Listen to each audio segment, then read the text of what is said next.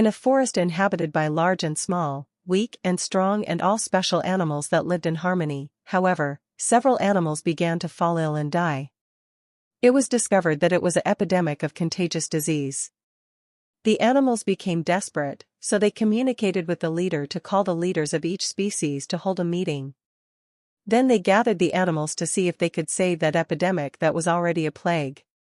But each leader felt compelled to save as many of his group that lived in the forest as possible. At that moment, the clever and cunning fox declared himself, and proposed that each animal confess their crimes and sins, believing that the guilty ones were among them, the most powerful animals were among them. The leader then said, "Stand up, lion, and begin to give your testimony." Then he began to confess that he had eaten several sheep and their shepherds. The fox stood up and told his story, and it was irrelevant that you can sit down.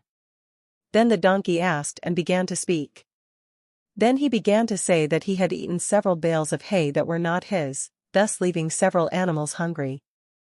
Then the fox declared himself guilty, with a piercing look, and proclaimed the following sentence. The donkey confessed the crime, which is why evil was in the forest, with awareness of the deadly disease. So the donkey was condemned to die by force for his sins. Moral of the story: the lion, even confessing his sins, nothing happened, but the donkey, since he had no noble status, was spared from death. The law, most of the time, only works for the poorest. Written by Ari. Inscreva-se em nosso canal!